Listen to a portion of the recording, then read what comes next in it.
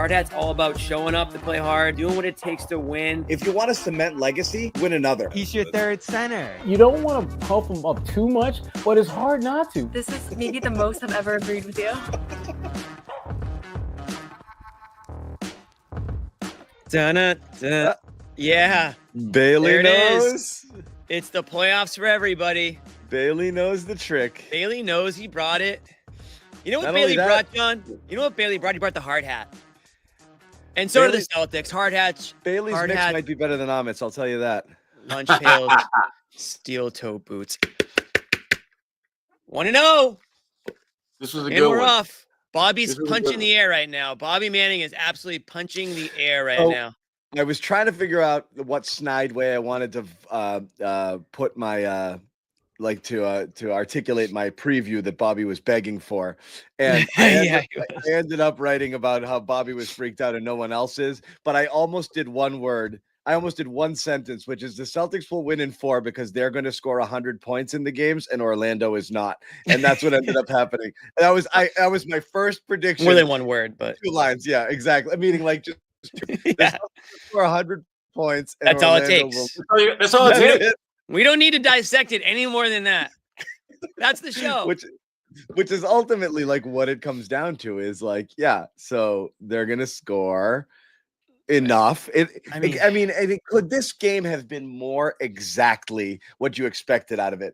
Rock fight, Tatum in the early going, can't get it going. Yeah, they're a little extra attention. Orlando's running them off the 3. They're playing physical defense. Celtics aren't getting a generous whistle. Orlando's hanging on. It's frustrating. They keep you under 50. And then you get into the third quarter and you're like, oh, yeah, these guys suck. Orlando's missing everything. Everything. Orlando's bad and they miss everything because they can't score. Never have, never will. And that's what it comes back to is like exactly that. It's like this awful, gross, ugly game that you feel shitty about watching it because nothing's flowing. And that's that. And then the other great thing is this is the magic of the Celtics. You can have Brown and Tatum not be awesome. And then even Porzingis, your 3 best offensive players really were just there. And it didn't matter because got all these other players and they didn't. Barely there. Yeah, and if you're Orlando, I mean, this is a demoralizing loss because you literally did exactly what what we want. This is my game plan. And you still got your ass kicked by you really, I mean, you lost by 17. You easily could have lost by 20, 25. And the Celtics, again, I think the Celtics, they got to that point and just said, you know what? It's the Orlando Magic. Mm-hmm. They can't score. Yeah. Let's just get a few buckets and get the hell out of here. What if we score some and then they'll not score? Well, what'll happen then? Yeah. Right. And let's try that. Or better yet, if we score 3, they'll score 2. We score another 3, they'll score 2. And there was a stretch where that was happening. This is the kind of series we're going to see. Orlando's going to do a lot of things that they want to do, but at the end of the day, they simply don't have the horses. That's it. And that's the other thing. And this is from Jimmy J here. And then I want your take, Jimmy.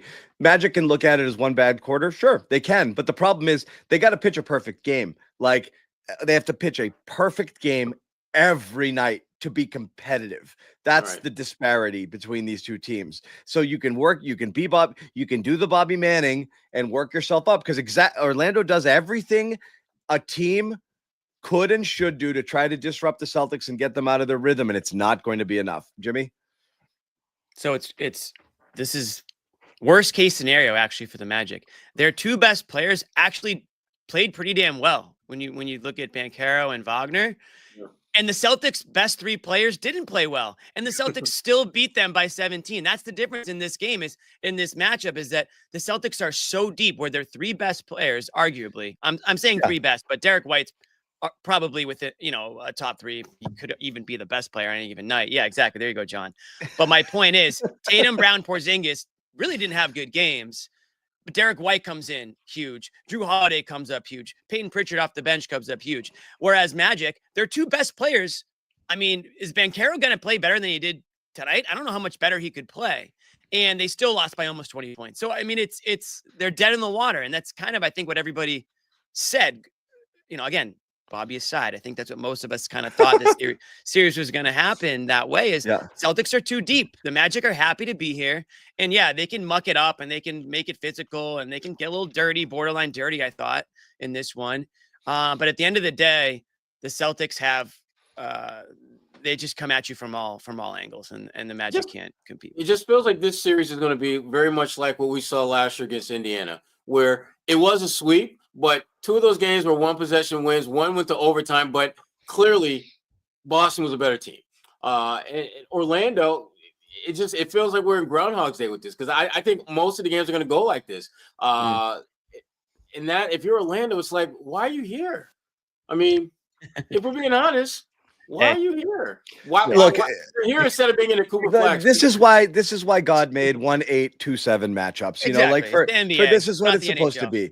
Exactly, Jimmy. Like you win these things, and the talent disparity is huge. Hold on, thank you.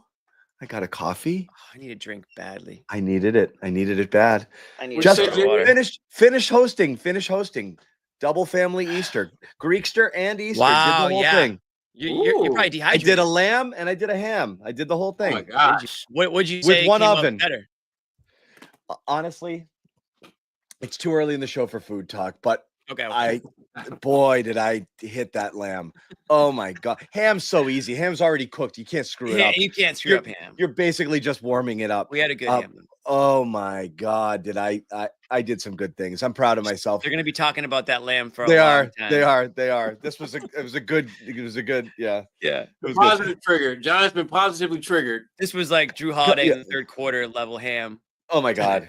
Yeah, this was Derrick White. This was everything. Anyway, we just a couple program notes. We're going to take it to the podium where we'll give you a live little peek in here. Okay. We're looking at a Sherrod Blakely in a suit. No, we're looking at the Gatorade bottle. We'll get the Celtics coming up to the podium in a little bit. We'll talk to them. I also want to let everybody know that this show, of course, is called The Garden Report, and you're here strong for the playoffs. Here we go, guys. It begins tonight. Thank you for those who've been with us all year long, and for those of you just jumping on back into it because it's the playoffs. Again, I don't blame you. We haven't had much to play for, and even doing the shows has been really challenging, but we did it, and we hung in there, and we had fun. But this is where the real fun begins. Garden Report, of course, is part of the CLNS Media Network, and we do urge you to support us and subscribe either on the Celtics All Access YouTube channel or our regular one, and the podcast where you can get it in audio form if you want to listen back the next day, or you don't get a chance to watch and you want to listen to it on any given day. You can consume that podcast anywhere where you listen to podcasts. And please leave us a review. Tell us you like it. Send some feedback, whatever you want. But please support the show as best you can. Also, we should let you know that the show is brought to you by Game Time. Take the guesswork out of buying tickets with Game Time. The Game Time app. Create an account. Use code CLNS for 20 off your first purchase. Once again, download the Game Time app. Create an account. Use code CLNS for $20 off your first purchase. What time is it? It's game time. We'll check in on what the seats and what the tickets look like for game 2 coming up later in the show. But first off, back to this game. And again, let me get rid of the podium. I like having the empty chair in our group, just hanging out with us. Hanging out.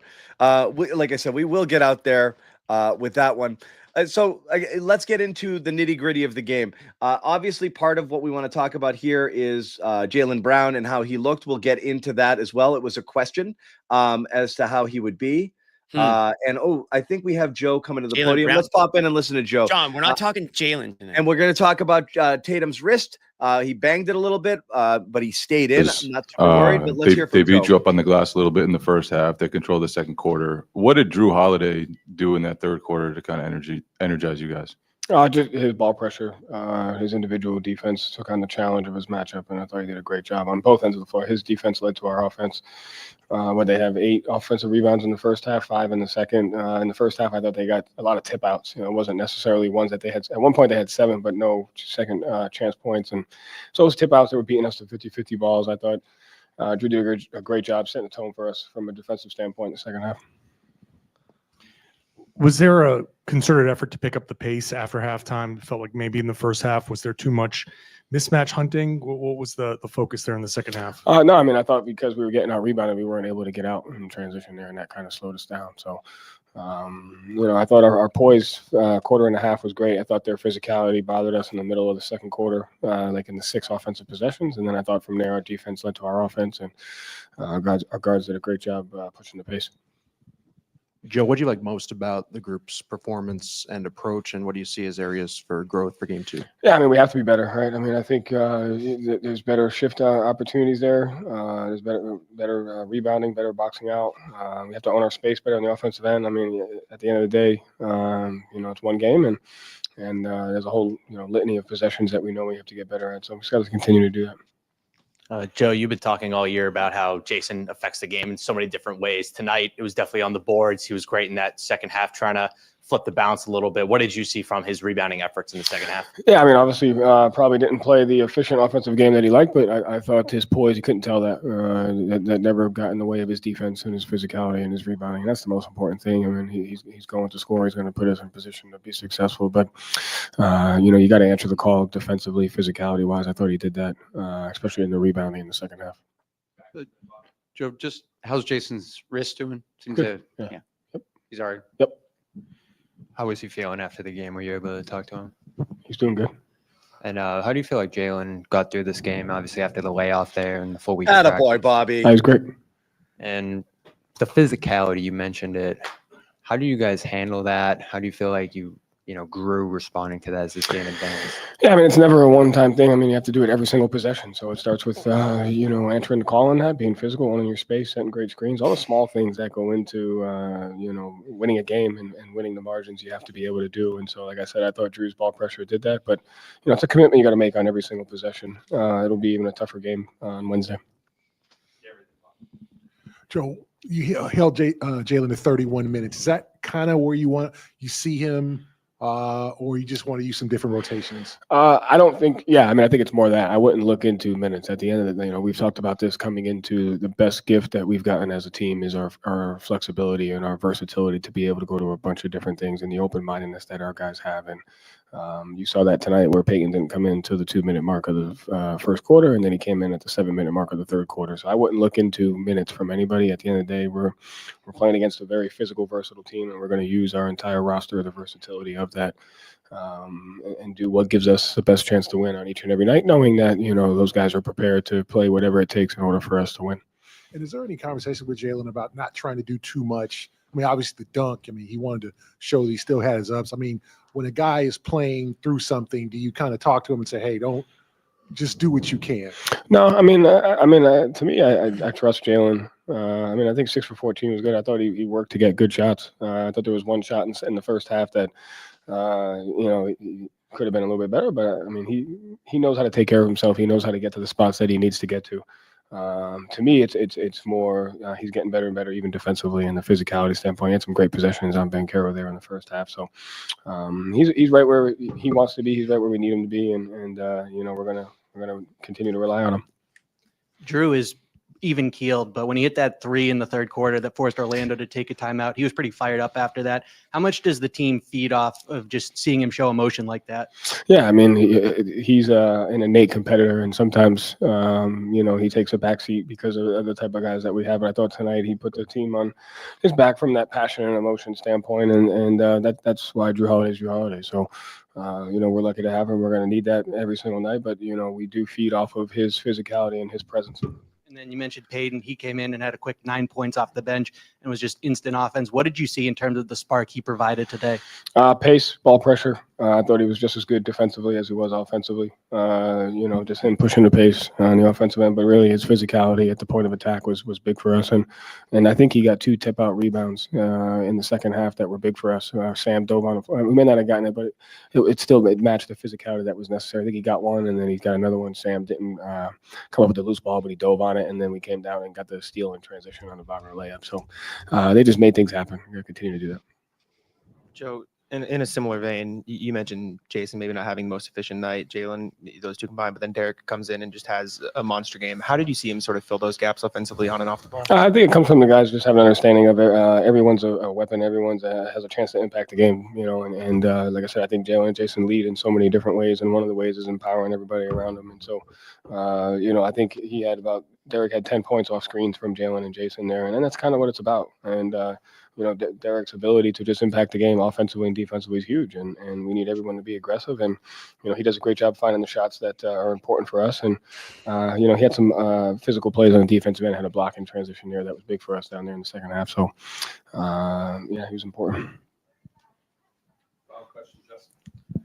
Joe, you talked about Jrue's offense there in the third quarter, but he scored or assisted, or defense rather, but he scored or assisted on 7 of your 10 offensively in that frame. What does it do for you guys when he's aggressive like that offensively? Yeah, I mean, his defense led to the offense, so he was able to get some assists there out because he, from a steal or from a rebound or a deflection, and then go out and through a transition to Peyton had a layup there. So when he's aggressive for us, we're a different team, and it takes everybody to do that. And tonight it started from his defense, and he changed it for us. Thanks. And that is Joe Mazzulla giving a press conference, being mean to Bobby, who had the sack to ask a Jaylen Brown question. It was a pretty simple question. But anyway, so like I said, this isn't going to be the 12th straight. Sit down, Kyrie. Oh. Stretch it out, big guy. Stretch it out. All right, get it going, Get comfy, buddy. Everybody. Stretch it out. Thank you to John here putting up our first super chat. All right, first super chat of the playoffs. First of the playoffs. We like it. Game like tonight. Show why they're a championship team. Still, what? Did what he does in playoffs, rebound. Lit on the he's talking about basket Tatum. for Tatum, but still did maybe light on the baskets for Tatum, but still did what he does. I don't care. The money Rebounds counts the at same. any level. You don't. The money isn't any less for spelling and grammar. We got thank through you, it. John.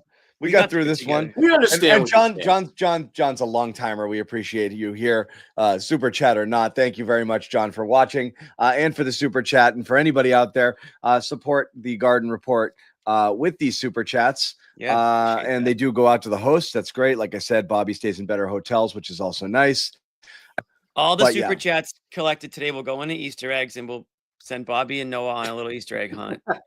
Actually, Noah's probably never done an Easter egg hunt or something like that. We'll probably get that from it too. Is it like a vegan equivalent to Easter eggs? Yeah, they're veggie eggs. That's so gross to just even thinking about what the hell that tastes like. They're green. They're all green. It's just like grassy. Yeah. Anyway, so let's ask it quickly, and I don't want to belabor it. I mean, I have eyes. I can see what's going on here. Ultimately, it's not going to matter. Look great. Done. Good. Moving on. Great. I'll ask you guys, what did you think here? I do think it's curious, the multiple things that happened heading into it. All of Joe saying he looks great, no limitations, but then he plays exactly 30 minutes and doesn't close the game, which is fine because they had it in under control. But we were trading texts back and forth, so I have an idea where you're going to go with it. But let's get your initial impressions here, because look, this isn't a Jesus, why are these guys obsessed with Brown thing. This is really the only thing that's going to derail their returning to a championship is health issues. When you see Tatum go down and grab his wrist, obviously you'd want that not to be an issue. When we've seen what's gone on with Jaylen Brown to close the season, and then the pain management shot and whatever the hell's going on, you want to see how he looks, how he's going to be, what type of player you're going to get, not just now, but in the postseason. So I'll ask you guys just snapshot impressions here. 14 field goal attempts, I think, is encouraging, honestly. Probably the most encouraging stat that he was looking for some offense, which was good. And he definitely got to the basket a couple of times. So there's no question this is he's moving a lot better than the guy we saw at the end of the regular season, certainly in that Knicks game. Yeah. Which I think was the absolute low point. But what did you guys think of today? Because, again, this is still an all eyes on Brown situation because it's the one question mark they have entering right now.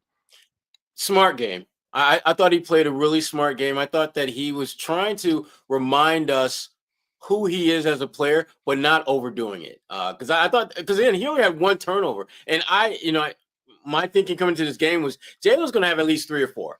Because I came in thinking that he was going to try to be the Jaylen Brown that we know, who plays so much above the rim and can do so many different things. And he really wasn't trying to be that. He was simply trying to take what the defense was giving him and find cracks within that defense to exploit and get easy buckets and just really be more of a different kind of impact player, more so with his presence than his actual production. And you're coming back from an injury, like he has, and it's taken as long as it has for him to kind of really get back to that level that we're accustomed to seeing. I thought that the way that he played in this game was really, really smart. Never felt as though he was trying to do too much, but always felt as though he wasn't just out there going through the motions. So I thought this was a good game for JB. So I thought that if you had never watched Jaylen Brown play before, you would just say, okay, yeah, there's a guy who plays basketball, solid player, good player. But if you have watched him play before, you'd say, okay, he's kind of not as, I think the word I used was authoritative. He's not playing with authority out there. He's not playing with he looked like a guy, another guy out Jaylen there. Brown, extra little something, even on the dunk, right? It wasn't like crazy up and down. It wasn't crazy. Did he look hurt? No. Did he look like he was playing through pain? No, it just didn't look like the best version of Jaylen Brown that you would see, like playoff Jaylen Brown. The biggest Jaylen Brown fans like to say, oh, when the playoffs come around, though, that's when you get the best Jaylen Brown and this, that. Just didn't look like that tonight. Now, again, it's the Magic. We all said that they would cruise through the Magic with or without Jaylen Brown. A lot of people didn't even want Jaylen Brown to play in this series just to be more careful about him. So it's good to see him out there. Like John said, he wasn't shy about taking shots. I think, the best version of Jaylen Brown looks a little bit more aggressive and physical and athletic out there. And again, playing with a little bit more authority. But overall, I mean, it is what it is. I said this too. I said, I'm more interested to see how he looks in game 2 than I am to see how he looks in game 1, because I want to see him on like a couple days off instead of, 10 days off. Yeah. It's, look, the chat's, people are going to do what they're going to do here. People see what they want to see here. And so people who want to see good things and block away, any sort of, concern, that's what they're going to do. Oh, he looked fine. What are you talking about? That's fine. But yeah, what Jimmy said, I think is the most, the thing that matters. How is it going forward? There's a couple of people in the comments, Judah, others out there, put it out there. Could he be saving bullets? Yeah, absolutely. Does he know? This is what I need to give it right now as I kind of work my way back into it. He's still kind of figuring it out. He's got, it's a pitcher who's, he got through the game. He's throwing 90, on the black, hitting his spots, but he knows if he needs to dial it up, he's going to get to 95, 96 when he needs that. Maybe he's got it there, but he's just kind of holding it in reserve. You'll see that. Maybe he works his way into it, over time. He's also had a little bit of a rest, and you'd start to see a little bit more explosion. And that defensively, I didn't see a ton for him, except for the one time where he did, square up on Paolo early, jumped out on him one-on-one on the wing there in the first half, and Banchero went right by him. Banchero is a good player. He can go by too, but yeah, you're not going to know anything about Brown against the Magic, I don't think, because they're not going to test him enough. Where it's going to happen is it's going to be a time where it's like you need him to be full Jaylen, and he either is or isn't. So we're not going to round for sure. Yeah. So we're not going to know that. He's going to be on a guy. There's going to be a plus defender on him, or he's going to draw defensive assignments, or he's going to need to be kind of, finals MVP Jaylen or that level of guy. And he either can get there or he can't get there. So we don't know yet, but I'm glad he played. I'm glad he looked relatively, he didn't look, like Jimmy said, he didn't look, if you didn't know Jaylen Brown is one of the best athletes in the NBA, you would have watched him and just thought he was fine, but you've seen the heights. That's why I make the Rob Williams comparison. We saw peak Rob and what he looked like. And then that first few months back after the injury, but you saw, you're like, oh, that's not the same guy. He's not getting off the ground the same way. And then when he got it, you're like, remember that guy? That's what he looks like. So when you see it, you'll know it. When you see Jaylen Brown, Jaylen Brown again, you will know it and you'll know it. So it's not there yet, but it's definitely encouraging that he's at least playing and look pain-free. I will say when he went up on that alley-oop, he did come down and reached a little bit on the landing on that right knee, but again, could be unrelated. Could have just landed He was funny. just itching his leg, dude. Yeah. No, and he's fine. Yeah, but this was more positive than like in the range of possible outcomes, which is like playing like he did against New York or being finals MVP Jaylen. This is about where I thought he would be. And I think that this was a positive step. Yeah. And again, the big thing that jumped out to me was just the reserved explosiveness that Jaylen, I think there was a possession in the first half where they were out in transition, and in normal Jaylen Brown transition, he's trying to dunk on a guy if there's only one guy back. But he kicked it out. He threw it to Jrue Holiday, who didn't really expect it. And they were fortunate to get a three-point shot out of that possession. But to me, that was an example of Jaylen still trying to figure out how can I be impactful, but not necessarily be as explosive, because they don't really need that from me in this series. And to me, Jaylen's going to be a work in progress throughout this entire series. But to Jimmy's point, I do expect him to be much more explosive when they get to the next round of the playoffs, because I think his body's going to be feeling better, and he will have had 4 games to test it out and see what his limits are. Like, I do believe in game 2 that Jaylen's going to have one of those Jaylen Brown moments where it's going to be like, oh, shit, that's right. He does play above the rim. He does put kids in body bags on a regular basis. But we're not going to see that on any kind of regularity until they get to the next round. But I think we will see that in game 2. We shall see. That's what I'm interested in, and that's what I'm going to be looking for, because I want to see how he comes. He's had a lot of time off. I think we all thought he'd look a little bit more comfortable out there, but how is it going to be, game after game after game? So he looked better. He looked better, but I want to see more, because again, guys, look around. It's scary out there. You saw the OKC game, right? Like, what's coming there. And SGA didn't even play a good game there. Like, you're not talking about what it's going to take to get by. I want to make sure people understand we are having 2 separate conversations. It's not he's fine, they won, shut up. It's can they win the title without being 100%? That's the goal. Best version of themselves. Anything short of that is, well, when it's over, you'll look back and be like, well, it was because of this. It was because of that. If they lost to Dallas, it'd be like, well, you didn't have KP last year. Like, that's how that stuff goes. So, like, I'm encouraged, but I don't know. I'd like to see another gear there from Brown. And we'll see, curious Bobby and Noah's take as well. Bobby doing the Lord's work. Only one out there asked questions about it. Everyone else seems to be totally fine, just taking everything at face value. And that's fine. That's what we'll continue to do. We got Bobby in there, fighting the good fight, trying to get answers, but it doesn't really matter.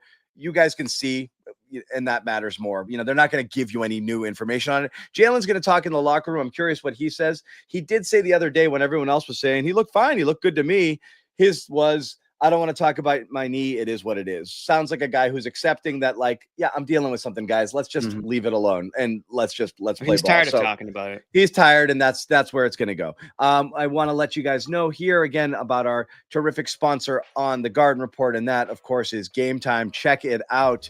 Jimmy, you want to talk about? I love talking about Game Time. You want to tell people about Game Time? You can. Yeah, download the Game Time app today, create an account, and use the code CLNS for $20 off your first purchase. We're talking sporting events. We got the Red Sox big game on Monday, Marathon Monday, best game of the year. Hit up Game Time right now. Get the tickets at the lowest price. It's the best game in the regular season. I will be a bleacher creature tomorrow, John. I'm going with like 10 friends. It's going to be a good time. It's going to be 60 degrees. I love that you can still do that. I can like reach back and put together a marathon. That's impressive. Day. I can stare at my phone for 10 hours, and I'm like, I can't find a single guy to get a beer with now. I'm in a group, and you can still put 10 people together. I'm trying to get people to the bar at 9 a.m. tomorrow. That's a lot harder to do, but I'm trying. I'm fighting the good fight. But download anyways, that Game app, Time's guys. getting You us see into the it. game. Absolutely. All-in pricing.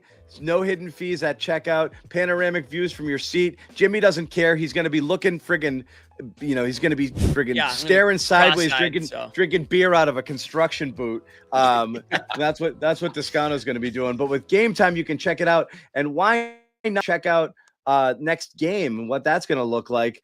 Here's a look at it. And I'm telling you, Easter Sunday was the way to get in. Definitely easier ticket to get here on Easter Sunday at 1:00 when everybody was cooking their ham and their lamb. And it's getting pricier. 137 is for a playoff game. I mean, I think it's that's not fair. bad for the 300s. You want to get in there, drink bear out of a shoe. You just grab want a ticket you in the just want to be 300s, in the building. You don't get need to in be there. you don't need to be front row. You just get in the building and figure it out from there. That's always been my philosophy. Just get me in the building. I want to be a part of this. Yeah, and then you'll figure it out. Where there's a will, there's a way. Yeah. 9 a.m. drinking. It's Marathon Monday. Like, it's not the norm. It's a special occasion. Different. Marathon. So it's definitely the thing Boston does best. So it's always been one of my favorite days. It's the best Boston day of the year. It's the only really Boston day. Yeah. And you know what? We do 4th of July well, and obviously Boston being Boston, St. Pat's Day does everybody well does too, even 4th though of July, but everybody does it. Nobody does this the same way. Right. It really is unique, and it's great. From every angle imaginable. Great to be out there Marathon Monday. All right, back to the game, guys. We've gone on long enough without talking about the Derrick White hero performance, but again, we've alluded to it. This is the magic of the Boston Celtics. As we said, your best players can play poorly, and Derrick White's out there literally just looking like this is what he does for a living every single night, and just the way he's just confidently catching, shooting, letting it fly, initiating offense. And again, it's just what makes the Celtics a problem. Even Holiday, I know it's a White conversation. Holiday is double goose egg in the first half, 0 points, 0 assists, and then he comes out and he starts banging away. These friggin' guards, man, they're the reason they won the title. They're the reason they won the title last year. The grown-ups in the room, the guys who always settled everything, the guys who could be second and third, who could be, secondary scoring options when the best guys were either injured or not playing. You got nothing out of your not nothing, but you got C- performances out of your big three scorers, and then White comes in here and drops a 30 bomb. Yeah, drops the 30 bomb and makes a bunch of plays defensively that just reminds you why he's the best shot blocking guard in the NBA again. This is the Derrick White narrative though. If you've watched him play, this is kind of what he does on those nights where they need someone to emerge when one or two, or hell tonight, three of your top players just don't quite have it. Derrick White consistently delivers. To me, it is the Derrick White superpower of all superpowers, the ability to deliver when it absolutely is necessary. Would not be surprised, again, if, once we get past the first round and on to the second, Derrick White is probably playing the best basketball of anyone on the Celtics roster at that point, because they needed that in that first round. And just in the second round, it'll probably be Tatum or Brown. But having a guy, it is an incredible luxury to have a guy that good who most nights is probably your third option. You look over at Orlando, who the hell is their third option? Crickets. Anthony off the bench. That's what I'm saying. You're stretching to find anyone that you can even consider for that number three. Whereas the Celtics to me, Derrick White's performance is a reminder as to why the Celtics are the team that everyone is trying to emulate. Yeah, they just need to, which nobody will be able to, because the NBA won't allow them to anymore. But it's Jalen Suggs. He's not playing. That's one of the reasons why they're he's out. Limited here, and you're out of Wagner also. You can't have, the team now. It would be greedy. I'll put it this way: if let's say I do remember Suggs, but if you look at Suggs and you compare him to Derrick White, and you say who's the better player, the Celtics still win that. Yeah. But it's a good ball player. It's tough that they're without him. They just simply don't have the horses. They don't have the horses. Well, that's what it is. I think we're talking about this current. You need like a Cole Anthony. Healthy. You need like Cole Anthony to have a Derrick White game. You need something from somewhere. That you don't expect it. Right.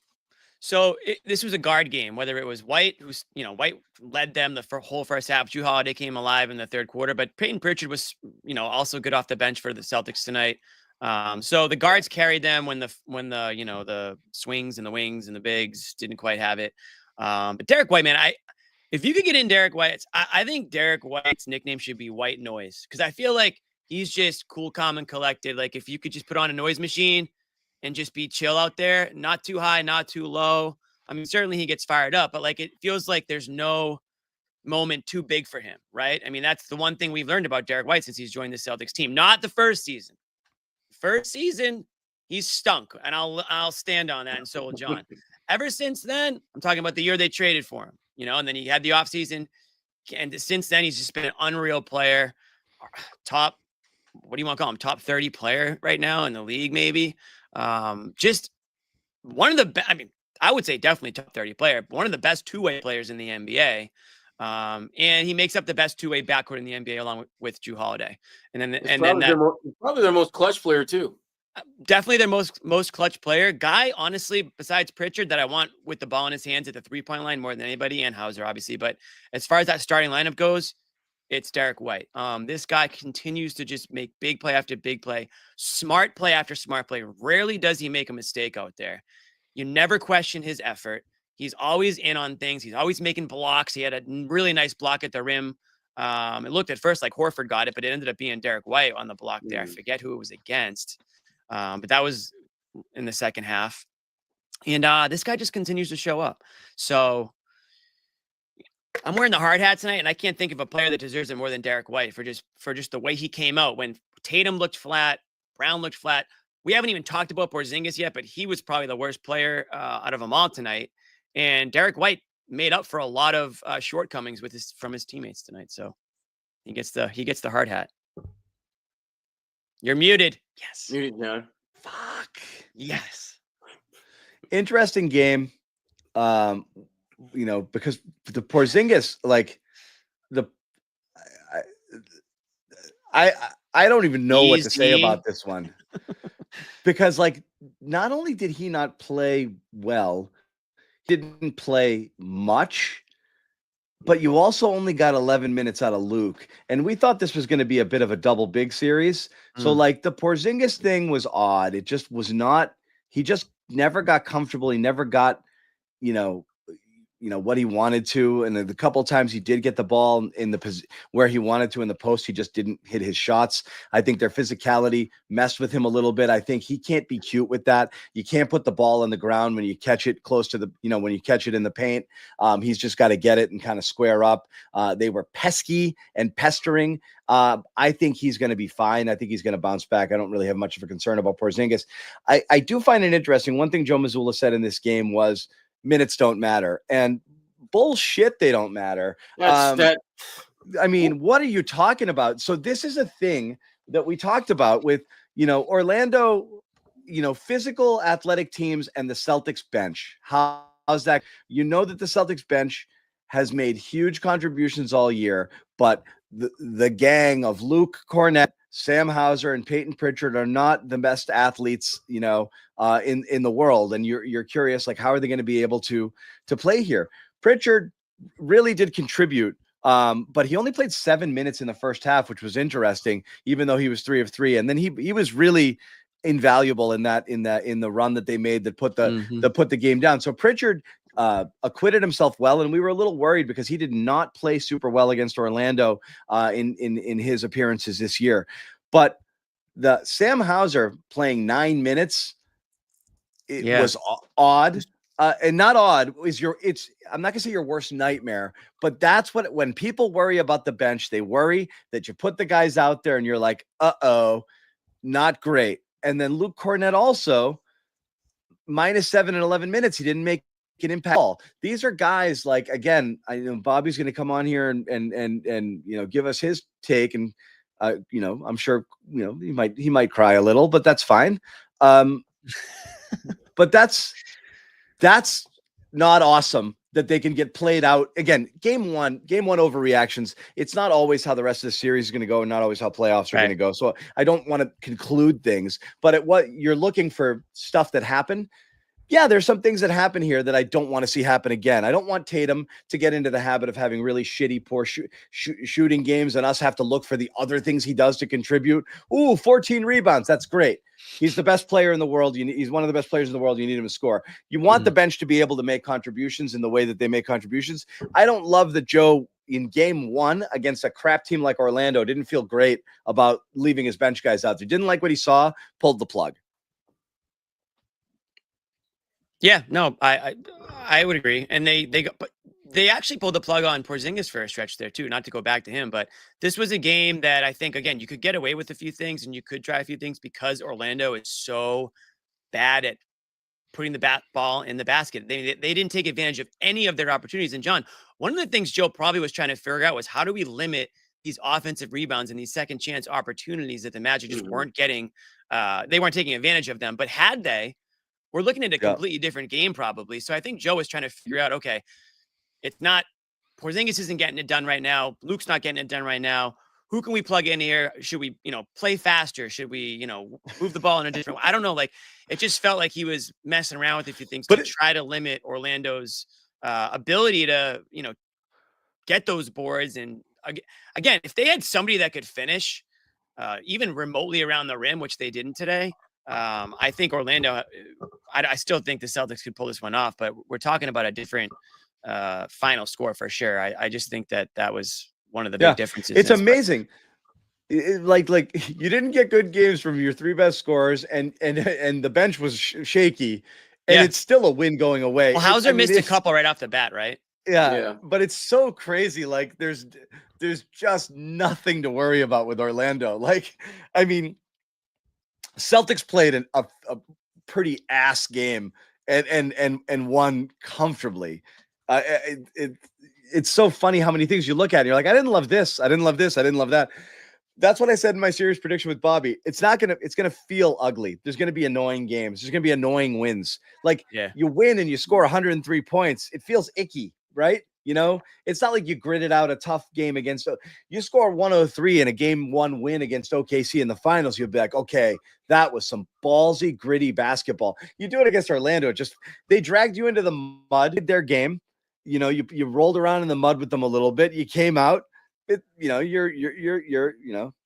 little dirty. And they still won, and still it was no issue. They're going to come in. They're going to come out game 2 and just like they're going to win one of these games by like 60 points. Like they're just going to go bombs away on Orlando. They really are. It's going to be grisly. It might be coming next game. And I think a lot of people were literally worried Grizzly. They might drop one, like how the Grizzlies lost. Like how the Grizzlies, because people were like, they're going to lose one of these two at home. They're going to come out flat. I think they're going to win game 2 by 100 points, and then head back to Orlando and hopefully wrap it up. But yeah, you can't. It wasn't a great game, and they still. That's what's amazing. I think it's their ability to win in different ways too. Like they're playing a Magic team that it's going to look different against them because the Magic got to the playoffs in a probably completely different way than most of these teams do because they got there playing defense. They got there by, missing all of their shots and playing slow. They have a slow pace, right? So the Celtics are going to have to figure out a different type of style, I guess, in order to beat them. Now, at a certain point, the Celtics will just be able to play their basketball and instill like their style of play. You don't ever want to let the other team dictate the style of play.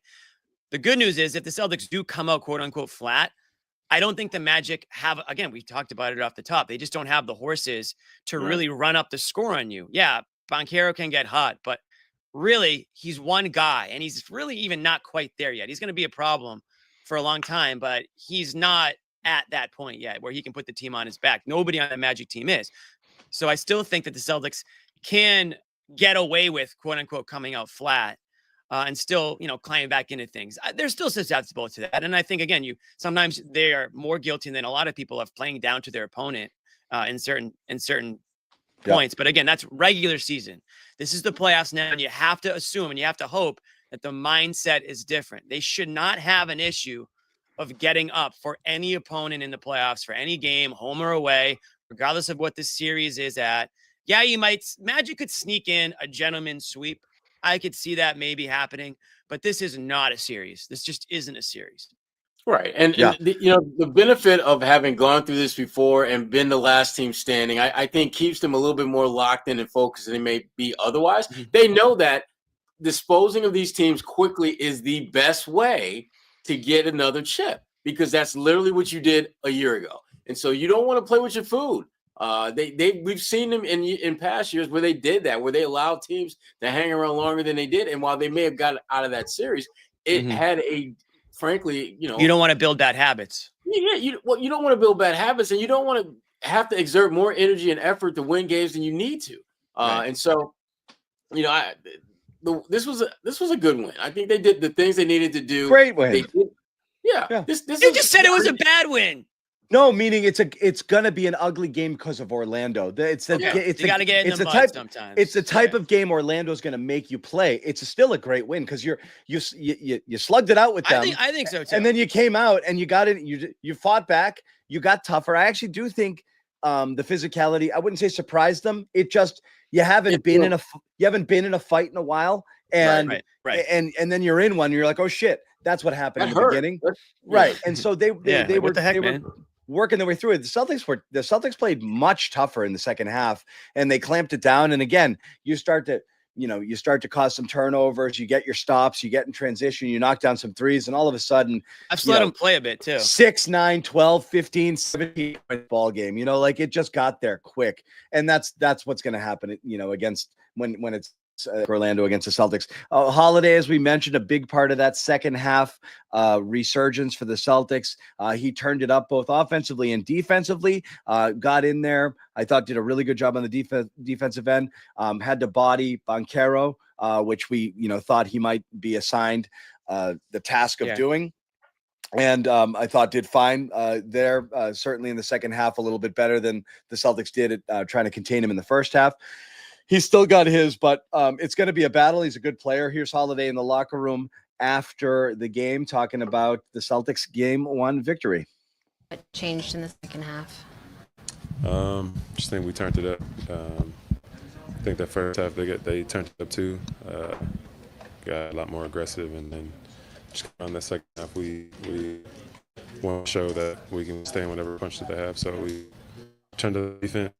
We got out in transition and got some easy buckets, and that kind of prepared our offense. All right. Thanks for sharing. Thanks for coming out. I feel like Jrue had much more to say. I know. Yeah, I hope so. He played well enough to say more than something like that, but I'll be good. What am I looking at? I got more Jrue Holiday. Oh, there's another one. This is that grandma boy. Way to start it off. Defensively, what changed in the second half? Just think we turned it up. I think we heard this. I think that first half. Guys, what are we doing? Okay, this is the rest of it. It was cut off before. Just coming on that second half, we wanted to show that we can withstand whatever punch that they have. So we just turned up the defense. I think we got out a lot in transition and got some easy buckets, and that kind of prepared our offense.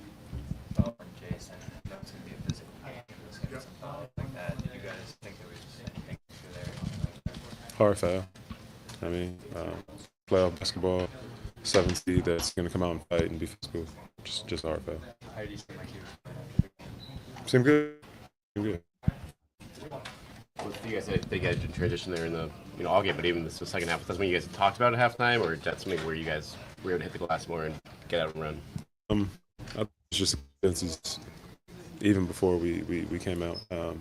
Is he breaking up for you guys? Going to be big and have size, but rebounding. A little bit of breakup on Holiday. I don't think he said anything that we're going to miss there, but Holiday had definitely had a good second half there. Knocked down those 3 threes, 3 or 4 from 3 to start the game, which was great. So good on him. I've had a Band-Aid on my arm. You got a boo-boo? A knife fell, it literally sliced me on the way, down. But it's on this part of my arm, and I cannot take this Band-Aid off right now. I think it's part of me forever. I was just about to take it off, and I don't want to do it. Wait, why? It's really bad. It's just because it's on the hair. Oh, it's on a hair. Yeah. Yeah, it's like this is going to be like 40-year-old virgin, like Brazilian wax level. Oh right. my God. I'm really nervous about it. I just tried to move it a little. You know what? Let's do it for like, content. Let's do it for content. Do it right now. Do it. Really? Yeah. Rip the Band-Aid off, John. You want to? Hey, there you go. Wasn't that bad. See? I oversold it. There you go. We're all very proud of you. Did it rip the hair off? Look, I don't want to talk about the injury, Jimmy. It is what it is. We're just going to move on. True. Yeah, okay? yeah. We'll be talking about that for another 3 I thought weeks. John looked great. John looked great. Yeah, he's great. Fine. Good. Yeah. Notice he didn't speak for the last half of the podcast. Anything to do with that? Nope. Just saving it for the finals. Did John pass out?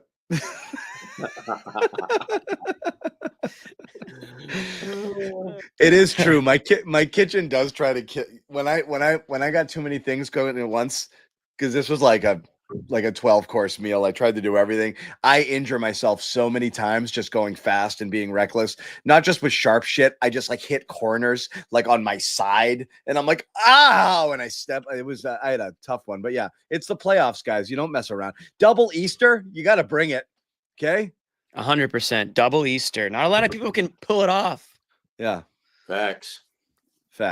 I was just on the Newton Town website, and there's like a message board there, and they're talking about some guy who made this unbelievable lamb for Greek Easter. And they can smell it down the street. They can't figure out what house it's coming from. They can't figure out what house. You know what I put in the rub? It wasn't just regular stuff. Oh my God. It was heavy. Magic lamb. Magic lamb. Yeah. There were anchovies in there ground up. Oh, no wonder the whole family's going back for more. It was awesome. We need to think about that for the tournament next year. Magic lamb. Magic lamb. Somebody said, why does Jimmy... Guys. Somebody said, why does Jimmy have a blue heart? It's not blue. It's just the lighting in my... I'm home for the holidays. It's Easter here too. And the lighting down here is banana land. So this is a green hard hat, by the way. Get your hard hats now, guys, because this is going to be a long playoff series. A long playoff run, and you're going to want to have your hard hat ready to go. Get the orders in now. Yeah.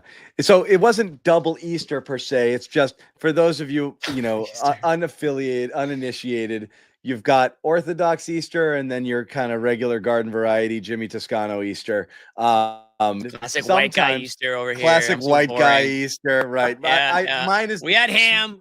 Mine is swarthy Easter. His is classic white guy Easter. Yeah.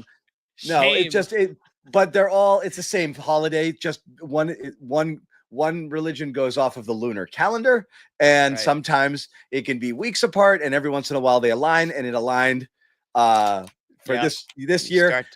So they all converged. So we had stars are. Everyone look up in the sky. All the Greeks are celebrating today. We did the double.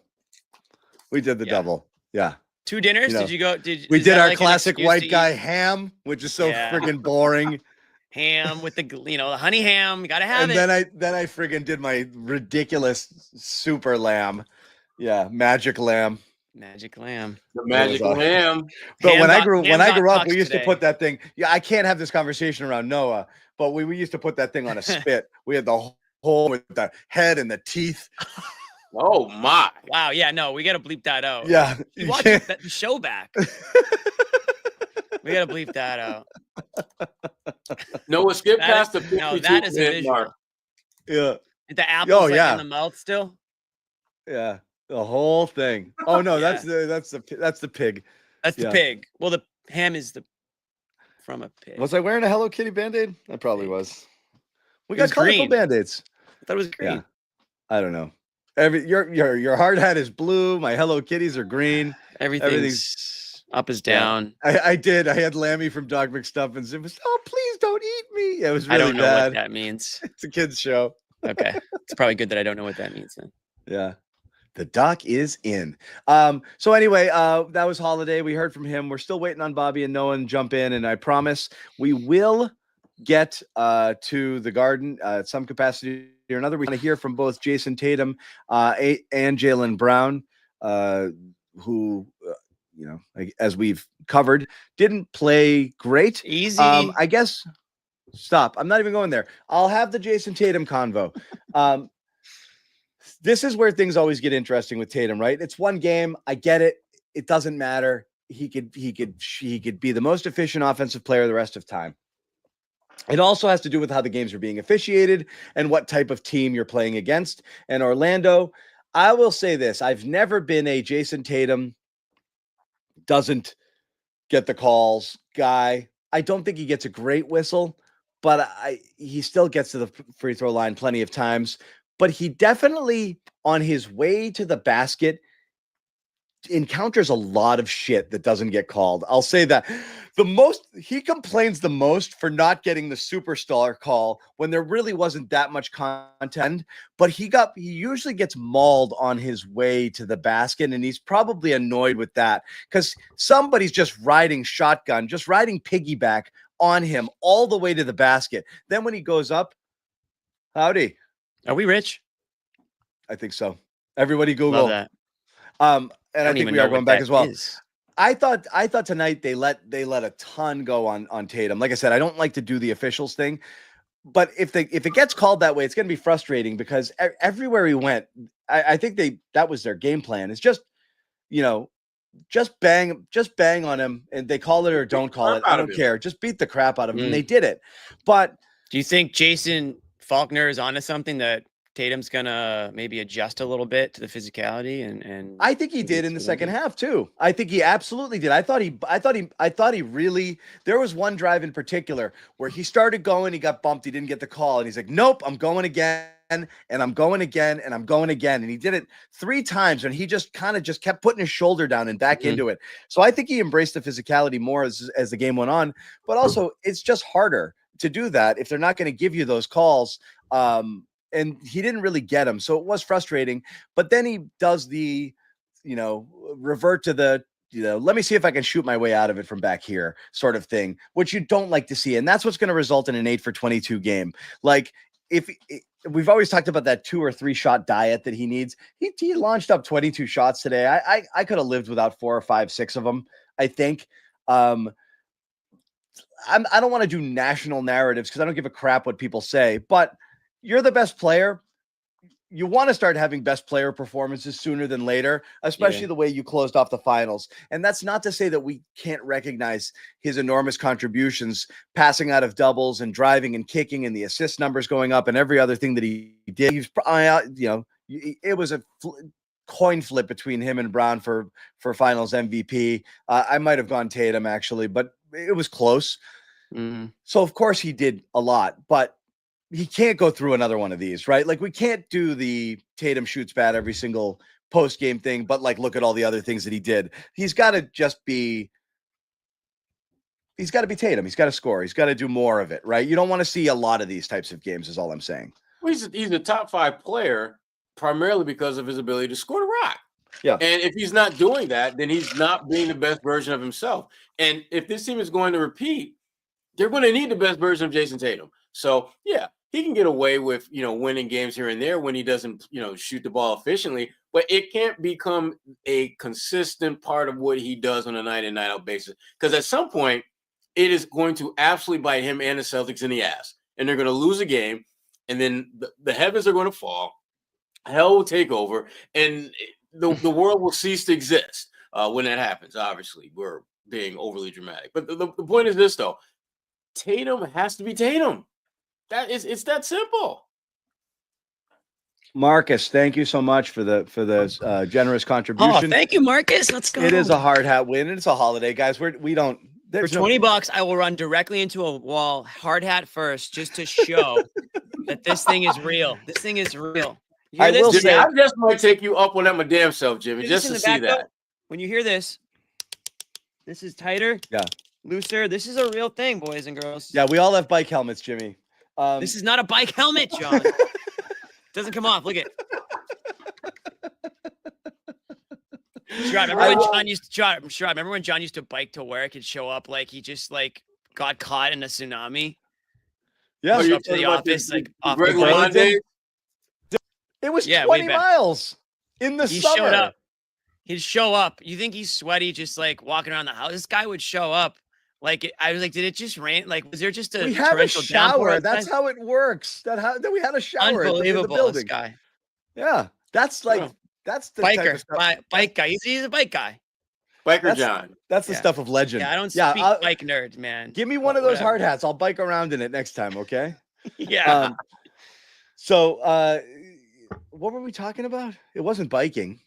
We're talking about Tatum. Oh, I will say thank you for the contribution and working on holidays. There's no such thing. We're the only non-essential employees that have to work holidays in the world, I feel like, right? Yeah. Because there's no such thing. You're the Celtics. You play every friggin' Christmas. You know, like I worked Thanksgivings. You know, working local Christmas, sports for like Thanksgiving. 20 years. You know, that stuff. That's just par for the course. So Baseball on the count, 4th right? of July. You know every what does holiday. count? Derrick White's 7 friggin' 3-pointers. That's what counts. White had a monster game. He is So at how the are you podium feeling right coming out of the now. game? Seems like you took a couple of bumps out there. Yeah, I'm all good. No injury. Joe has talked about the ability to play been different lineups Mazzulla. throughout the course of, especially post All-Star break. You guys have gone with a lot of different groups. How does that help in a game like this where, maybe Jason doesn't have it going, Jalen's working his way back in? Good. It just means we got many different ways we can win. This is white noise. A lot of different things we could throw at teams, and just a lot of faith and trust in every person that checks in the game. So, we got a lot of different weapons and a lot of different people that do a lot of different things. So, whatever the game calls for, I feel like we can make that adjustment. And sorry, we talked yesterday. I asked you about the 3-point shooting. They do limit a lot of 3-pointers, yet you managed to get 12. How did you kind of break free? Just a lot of dribble penetration. I think my teammates do a good job of driving, and when they commit, and I usually am the one that's open. So just trying to be available when I can, and if I get a good look, just let it fly. Derrick, what goes into an offensive output like this where you did have those opportunities, but sometimes maybe you'll dribble drive, or when you come off the screen, you'll look for somebody else? Like, what goes into a game where you're like, okay, I'm going to be the guy tonight. I'm going to drop 30? I wish every night I'd be the guy and drop 30. That'd be pretty cool. But just trying to read the game and see where I can put my stamp on the game, I guess. So I think every game's different. So next game it might be anybody else on our team. So just don't go to the game expecting to get 18 shots or get 2 shots. So just be ready for whatever and be ready when my opportunity comes. What worked for you guys in transition tonight? And Joe said the next game was going to be obviously tougher than this one. Yeah, I think just pushing the ball with pace and making the right read off of that. And so getting stops and able to run and find the right play after that. And yeah, that's a great thing about playoffs is it doesn't matter what you do game one. You got to be even better next game. So we got ready for that challenge. Derrick, Joe was saying after the game that with Jrue, you're a different team when he plays that aggressive, emotional game. Did you know much do you notice that, and how important is that for you guys to see him step up once again like that? Yeah, he was big time. Both sides of the ball. Taking on that challenge and just causing havoc, and then offensively, just making the right play every time. So he just does so much for our team, and just doesn't care about any of the numbers or whatnot, and just it's great to have him as a teammate. Derrick, you had right over here. You had a great moment in the first half, I believe it was, where Jrue was on Paolo and you jumped in there and were able to pick the ball off. How do you kind of seize those moments where you can be aggressive defensively and cause a turnover like that? Yeah, I think it all kind of started with Jrue, just his ball pressure and just the things he does, and just trying to make a play pretty much. And so it really goes back to Jrue and just having a lot of faith and trust that he's going to do what he does the best in the league at. So after that, just make a play. Derrick, you sort of mentioned the ability to play off of the guys, like the dribble penetration and stuff like that. How have you seen or how have you felt your comfortability over these years playing with these guys of filling those gaps and being able to do stuff on and off the ball when maybe other guys aren't having the most efficient nights? I just think we've played a lot of games together. We've gone through many battles together, and we just trust one another. So the guys can trust me to be in a certain spot, and it's my job to get there. And so obviously KP, JT, JB can get a lot of attention, and it's my job to kind of fill in those holes and be where I need to be. Last question, Bobby. Derrick, Jrue is someone who usually is even keeled, but in the third quarter, he hits a three, forces Orlando to take a timeout, and he's pretty fired up after that. How much do you guys feed off of seeing when he does show emotion like that? Yeah, it was fun to see. He was just kind of that emotional leader we had there, and it was big time, especially at that moment. And I mean, whether he's yelling or not yelling, like, we know what to expect from Jrue, and he's always just that constant for us that's gonna just kind of do all the little things, make every little play that we need him to do. And like I said, it's great to have him. And there is Derrick White. I can't wait to see who steps into my shot. Boom. I don't know It's who tough. it was. Come on. I think it was Corrales. You can't tell that one. I mean, he's like 6'5", so give him a break. Yeah, it's all good. So there's that. We are waiting on Jason Tatum, and try to get an update on the wrist situation. I think Jaylen Brown is also expected to speak in the locker room, so we'll hang on a little bit longer. But it is, Easter and Greekster Sunday, so we do want to let you guys get back to your family in a little bit here. Guys, jumping back itself, anything that stood out to you we haven't covered as of yet? And again, just talking about the Jason Tatum thing, he went down, looked like he hurt his wrist, came back with some tape and wrapping on it. He was flexing it when he was walking off a little bit, but the replay didn't look brutal, right? Like slamming, jamming. He stayed in the game, so I'm not. And then he did fine, so I'm not super concerned, but a lot of little bones in there. You always want to be sure if he is going to go for tests or x-rays just to get that clean bill of health. So it'd be nice to get some sort of update tonight. Yeah, the only three he made came after that injury. So to me, that was telling. That he stayed in the game. Not only did he stay in the game, but he was actually still looking for a shot. So I'm not too worried about this. But you're right, John. I mean, it'd be nice for someone to give us some, sense of exactly where he stands with that. Most people are like, nah, my family, I'm going to hang here if that's okay. That's all right. My dad's just sitting there on the couch waiting for me to give him a ride home. I feel bad. We tried to time this. It's like he's answering. He's like, no, I'm fine. Please don't take me. Please don't take me home. Please don't take me home. He's like, no, I'm good. I'm good. He's got the indentation on the. He's been there for a few hours at this point. He's hanging. He's not going anywhere. Ding. Round 2, food coming up. Well, that's the beauty of the timing of this game actually worked out. I don't know how you guys did it, but we had dinner, like dinner is like a late lunch, early dinner right before the game. Now you're hungry just in time for when this show gets out, second dinner. But you kind of feel like it's the first dinner because you ate so much earlier. Holidays are the best because there's no rules. The meals, John's got two like full course meals going on over there. You can have a nice breakfast. It's like there's no rules on the holidays. It's great. It's also great that John's muted again. It's a double. But I wasn't even really ready to talk. But your mouth was moving. Yeah, no, okay. I was warming it up. Yeah, definitely. Me too. The itinerary is set for 2 meals. If you get here by 11, there's brunch also. So we had a quiche and French toast before the dinner started. So some brioche French toast, some nice bacon. Ooh, a quiche. Love a good French toast. I can't get into the French toast debate right now. But. Mixed berry compote. We've had this debate before, but of the three syrupy breakfasts, I have French toast as the clear number 1. I do too. Yes, I do too. Thank you. Yeah, we can agree on that. End of convo right there. Yeah, mic drop. That's boop. Yeah. Majority wins. I normally go to war on that one. I went quiche this time. Yeah. I had a buddy yesterday. We were at a bakery. We ran the Lexington 5 miler yesterday. No big deal. A little historic run through the battlegrounds.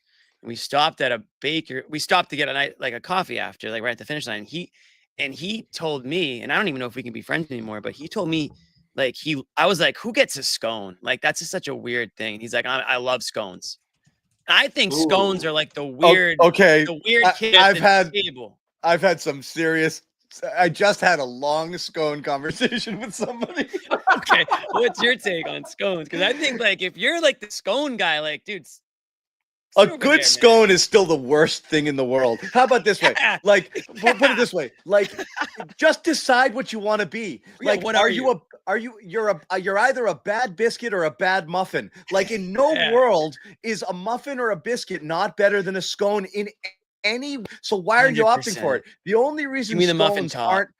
Yeah, the only reason scones aren't at the absolute bottom of the baked goods food pyramid is because of soda bread, which is legitimately the worst thing that's ever been created. I don't even know what that is. Oh, I like soda, I boy. like bread, but I don't need the two The combined. best scone ever is a 3 out of 10. There's no 100%. It's not like bad pizza where it's like, yeah, I'll still have 3 slices. It's like, no, I'm gonna actually. It just like broke apart in my hand, and by the way, it still didn't even taste good. Fuzzy. Like, what are you doing here? Fuzzy doesn't show up for like 20 games, pops in here for this incredibly profound take. This is so I've had the same conversation with chocolate chip cookies versus oatmeal raisin cookies. Oatmeal raisin cookies hit more often than not, but they're not as good as chocolate chip cookies. But so many people do bad chocolate chip cookies, and it's infuriating. So you're right. The perfect waffle, and to get the perfect waffle, you need like a 80-pound waffle iron. That thing's got to be cast iron, heavy metal. You need that heat because you got to get the crunch. You buy some cheap garden variety waffle iron, home waffle. It's never the same. You need those big hotel friggin' ka-chunk, bear trap thing, waffle even the irons. hotel ones, like if it's in a buffet line, it's not the best.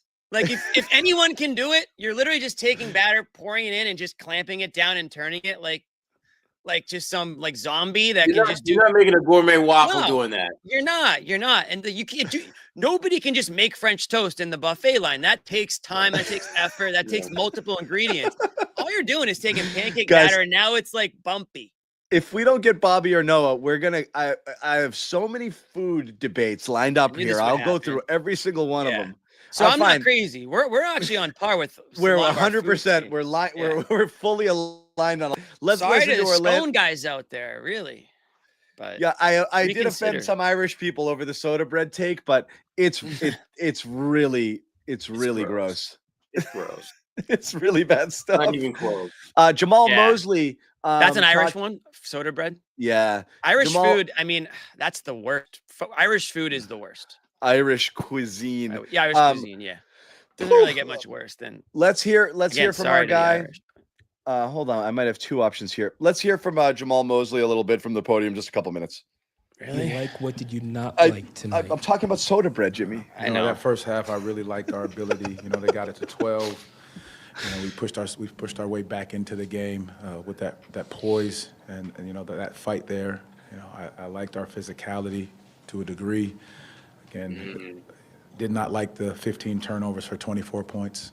You got to give yourself a chance there. So our ability to take care of the basketball, I think, is going to be very key for us against them. Jamal, how do you get more offense from people in addition to Paolo and Franz? Well, I think it's just the ability to play faster. I think when we step into the game, just being able to know that when we get the stops, we've got to get out and run. And make sure we're putting pressure on that rim early. I think it really is just about us pushing the pace, attacking downhill, and trusting when our defense does get the stop that we've got to convert on the other end. How did Boston change at the beginning of the third quarter and the run that they made to kind of separate themselves? Well, I mean, if you looked at a couple of the plays, I think we end up getting a stop here, a stop there. We end up throwing it back to them. They get a quick layup. We got a couple fouls untimely at the time that we were trying to go on a run. You look at it. We usually shoot 20+ free throws. That third quarter, that bit us a little bit. Us being able to defend without fouling and the whistle going that way, and it slows the momentum of the game down. Again, so our ability to do all these things without fouling is going to be very important moving forward. Why do you think your team wasn't able to generate the usual amount of free throws your team takes? I can't say anything about the whistle. I mean, at the end of the day, I thought we did an unbelievable job attacking the basket. I mean, you saw Paolo on the guys. What do you think? This or more baked good talk? That's the physicality of the playoffs. But again, in that third quarter, I thought we did a. Yeah, we're done. I'll be honest. We're I done. didn't hear We a single tried. thing he said. Yeah. Nothing. I was looking ahead, and then my daughter popped over here, and then I was thinking about what I'm going to eat next. And then somebody in the comments said something. Why don't we listen? I'm Can still we do it? Can we do a second on Banchero just to see what he had to Fine. say? I mean, that's somebody who Okay. might matter.